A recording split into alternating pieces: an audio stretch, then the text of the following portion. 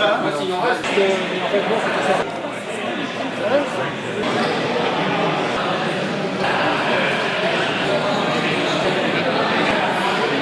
mettre plus vite dedans.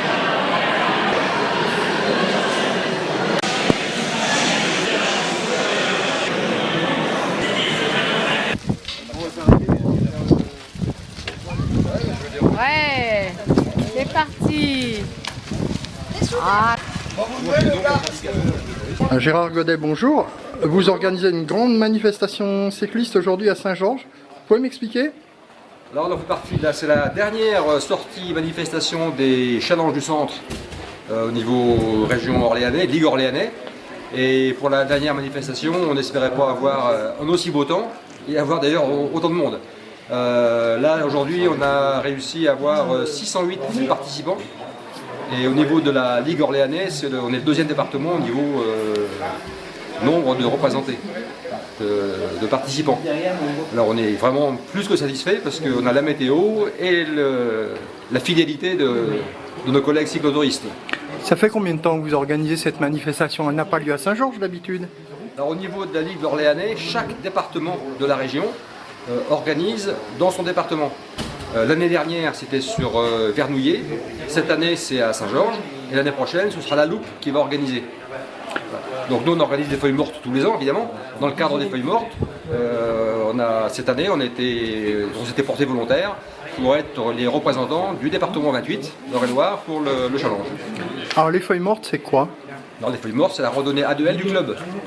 Randonnée qui fait vélo de route et VTT. Et tous les ans on organise des feuilles mortes.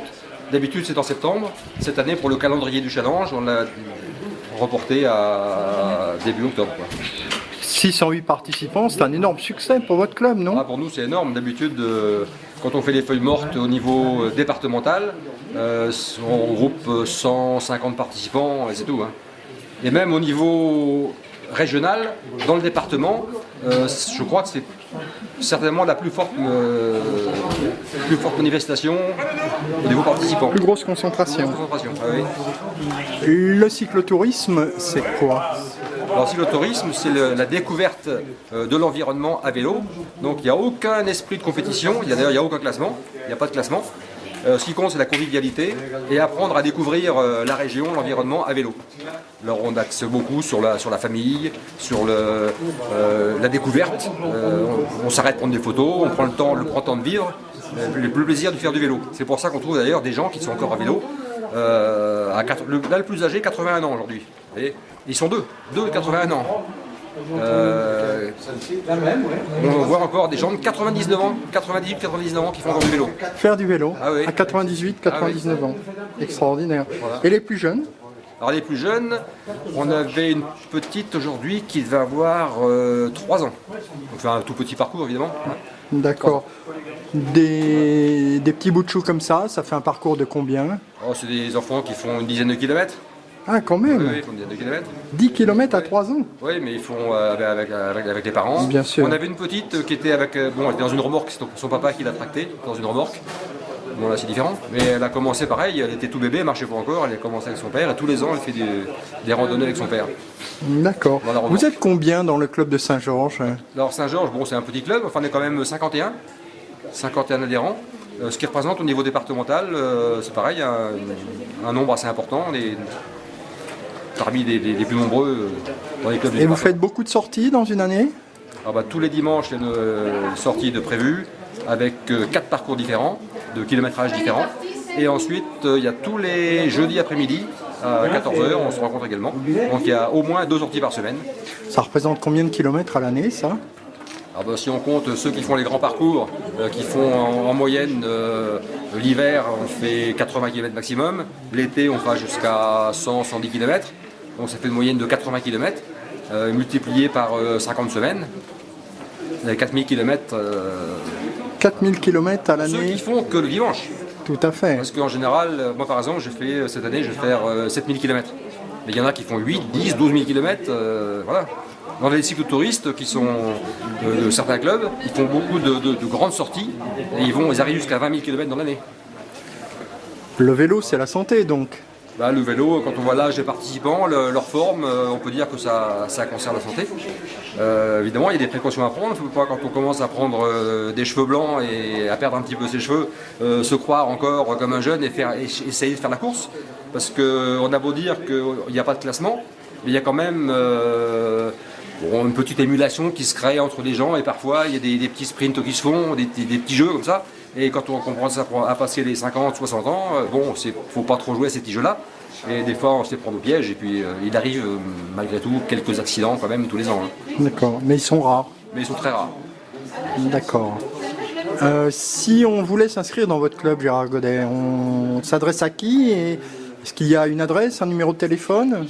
Alors, c'est le 06 67 37 06 81.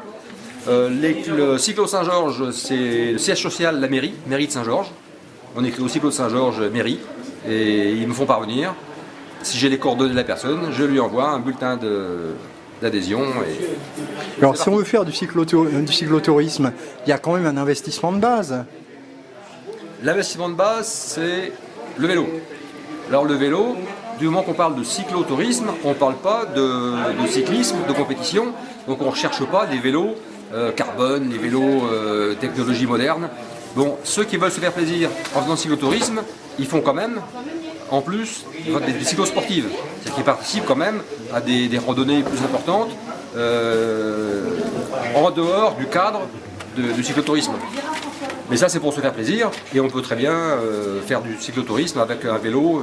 Ici, on a vu d'ailleurs aujourd'hui beaucoup de vélos avec des garde-boue et des sacoches. Il y a des vélos qui font 15 kg, alors que les vélos modernes, maintenant, ils font 6 kg 8, voilà, 7 kg, à peine 7 kg. D'accord. On dirait qu'avec un investissement de 200-300 €, c'est suffisant? Bon, il y a les chaussures, parce que là on a des chaussures, quand on pédale, il faut des chaussures avec la semelle renforcée, il faut des chaussures un peu spéciales. Il faut, pour la sécurité, acheter un casque. Bon, il y a des casques à tous les prix, hein. On n'est pas obligé d'investir un casque pas très cher. Un casque n'est pas gênant parce que la qui disent ouais, le casque ça pèse lourd. Maintenant les casques modernes, même à petit budget, ne pèsent pas lourd. Mais il faut quand même investir dans un casque, investir dans une paire de chaussures. Et puis si on veut rouler l'hiver, il faut des vêtements quand même qui supportent la pluie. Voilà, donc c'est quand même un minimum d'investissement, mais c'est pas du matériel très sophistiqué. Ce n'est pas ruineux. Mais c'est pas ruineux. Voilà. D'accord, merci Gérard Godet. Bonne journée à vous. Merci à vous. C'est lui qui a dit.